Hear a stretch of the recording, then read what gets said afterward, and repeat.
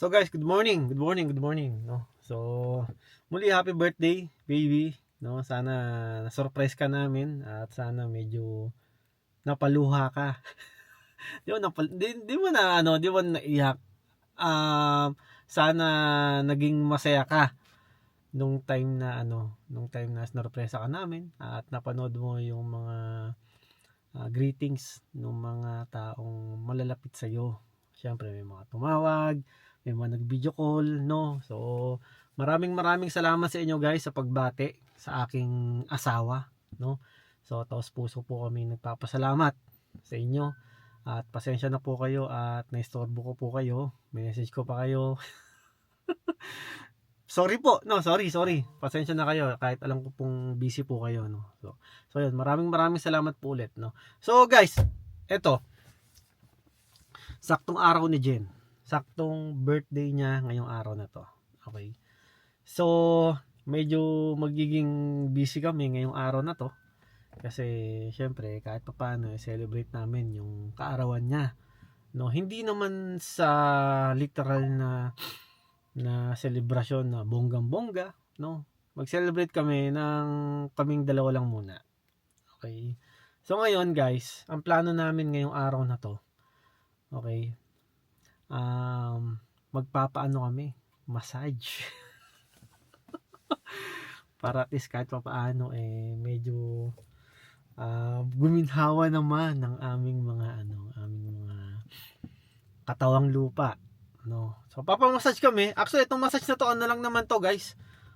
Kasama to dun sa covered to noong insurance ni Jen, no. Sayang naman kasi monthly niya hinulugulugan, no. Monthly kinakalta sa kanya, sayang naman kung hindi namin gagamitin, no.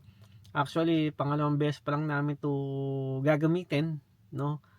At marami pa ewan ko kung 10 o 11 times yata tong niya covered nung insurance niya. So yun, papamassage kami, tapos ewan ko kung may schedule pa si Jen sa sa salon niya. Syempre alam niyo naman, di ba? Ito minsan lang naman guys, minsan lang naman alam niyo naman dito sa dito sa Canada sobrang mamahal ng mga ganyan, hindi gaya sa Pilipinas or sa Riyadh, no. So anytime pwede ka, pero dito kasi sobrang napaka-expensive ng mga manicure, pedicure, gupit, no. So mahal talaga rito. So ito ay minsan lang naman namin gagawin alam niyo naman ang buhay dito, no. Masyadong magastos, masyadong mahal ang cost of living dito. Kaya itong araw na to guys, lakad namin ngayon, medyo medyo tipid syempre, 'di ba? Pero makabuluhan, 'di ba? 'Yun ang maganda rito, 'di ba? So, 'yun, massage tapos kay Jen, tapos mamaya guys, kukuhain namin yung niya, yung cake niya. Syempre, iba pa yung cake na pinang-sorpresa namin kagabi at sa personal na cake niya. Ano lang to guys, simple lang, no. So kukuhain namin mamaya to sa may Abbotsford, no. At pinagawa kasi namin to doon.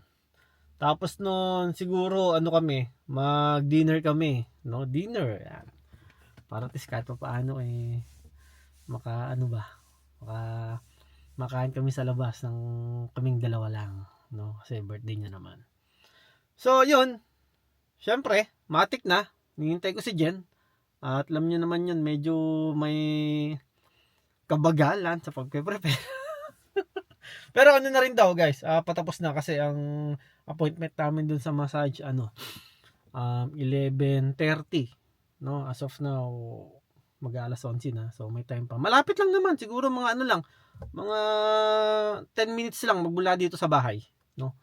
So yun, sana maano namin tong araw na to, masulit namin kasi actually ito kahapon, ang plano talaga namin ay pupunta kami sa Sasquatch dito sa may Agassi, no. Kaso nga lang guys, medyo tinopak ang asawa ko. At buti na lang guys, buti na lang kasi nung nagbabrowse ako nung Facebook, okay, dun sa daan papunta dun sa Agassi, may aksidente. Kasi nga medyo ma-slow na dun sa lugar na yon, sa part na yon, at medyo madulas na yung daan, at tayo, yung sasakyan natin ay hindi pa naman tayo naka winter tire, naka all season pa lang tayo. So medyo delikado. Kaya buti na lang guys at tinopak si Jen kahapon, no? At hindi kami natuloy. No, buti na lang. Thank you Lord kasi yun. Ganun nangyari kasi nakita ko dun sa Facebook habang nagbo-browse ako. Talagang 3 truck yata ang nagbanggaan dun sa ano niyon, dun sa lugar na yun, no? So, yun, buti na lang. At ngayon, medyo maganda-ganda guys ang panahon. Tignan niyo naman. Oh. Medyo malamig nga lang pero hindi siya nag-uulan-ulan, no? Ano lang, makulimlim na malamig, no? So, yun, ang alam ko mamaya araw to. Pero syempre, ganun pa man, malamig pa rin, 'di ba? So, guys, yun. Maraming salamat ulit guys sa inyo sa mga pagbate, sa mga tawag, sa mga video call, no, sa mga nakaalala sa birthday ng asawa ko, sa family namin, sa mga kaibigan namin, sa malalapit namin dito sa buhay, 'di ba? So, yun. Ito na yung asawa ko. Happy birthday, baby! Yan. So, guys, muli, happy birthday at maraming salamat sa pag-alala sa birthday ng aking asawa. Ano, guys? Ano, baby? Pwede ka na? Okay, love you! Love you! Wala ka ng topak? Meron pa. Hindi, sabi ko nga, buti na lang kahapon tinopak ka. Kasi, nakita ko dun sa sa Facebook, may banggaan dun sa papuntang di ba? Papuntang Agay na. Medyo umaraw na, maganda-ganda ang panahon ngayon.